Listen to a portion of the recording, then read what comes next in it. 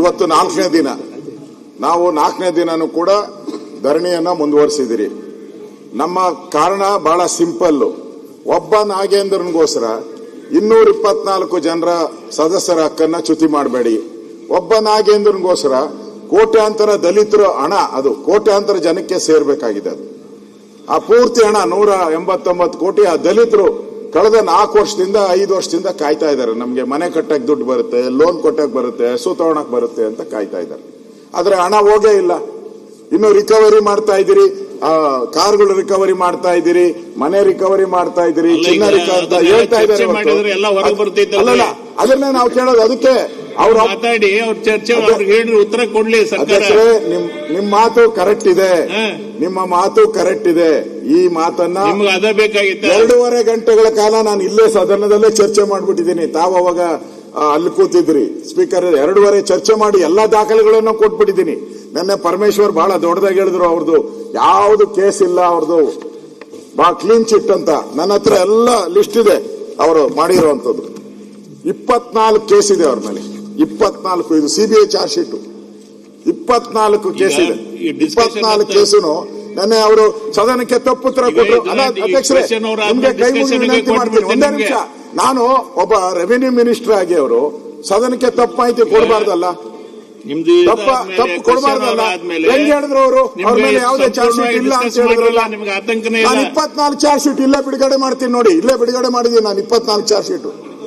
24 charge sheet ಇದೆ ಅವ್ರ ಮೇಲೆ. ಸಿಬಿಐದು 3 ಇದೆ, ಆಮೇಲೆ ಇಡಿದು ಇದೆ, ಲೋಕಾಯುಕ್ತದಿದೆ, ಲೋಕಾಯುಕ್ತ ಕೋರ್ಟ್ ಅಲ್ಲಿ ಇದೆ. ಮಾಹಿತಿ ಕೊಡಕ್ಕೆ ಬಿಡಿ. ಅಧ್ಯಕ್ಷರೇ, ಕ್ವಶನ್ ಏನಿದೆ ಅದನ್ನ ನಾವು ಕೇಳಿ.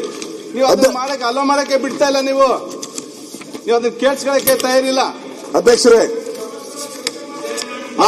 ನಾನು ಎಲ್ಲ ಮಾಹಿತಿ ಮೇಲೆ ನಿಮ್ಗೆ ಏನೇನಿದೆ ಅದನ್ನ ಕೊಡಿ. ಸನ್ಮಾನ್ಯ ಅಧ್ಯಕ್ಷರೇ, ನಾನು ನಿನ್ನೆ ಪರಮೇಶ್ವರ್ ಏನ್ ಸ್ಟೇಟ್ಮೆಂಟ್ ಮಾಡಿದ್ರು ಅದಕ್ಕೆ ಕ್ಲಾರಿಫಿಕೇಶನ್ ಕೊಡ್ತಾ ಇದ್ದೀನಿ ನಿಮ್ಗೆಲ್ಲ.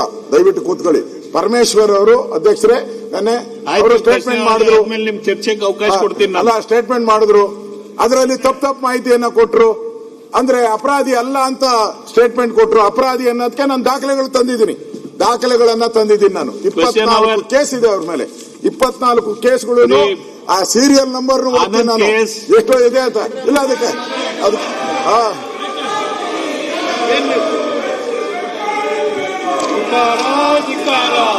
ಲೀಡರ್ ಆಫ್ ದ ಅಪೋಸಿಷನ್ ಮಾತಾಡ್ಬೇಕಾದ್ರೆ ಈ ಟೈಪ್ ಅಂದ್ಕೊಂಡ್ರೆ ಹೆಂಗ ಅಧ್ಯಕ್ಷರೇ?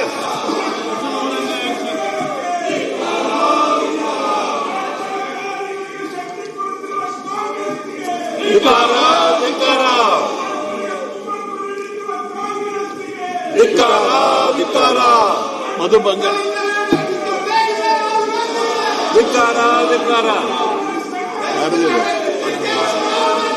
ಕೊಟ್ಟಿಲ್ಲ, ಬಂದಿಲ್ಲ. ಷಡಕ್ಷರಿ ಅವರು ಅಭಯ್ ಪ್ರಸಾದ್,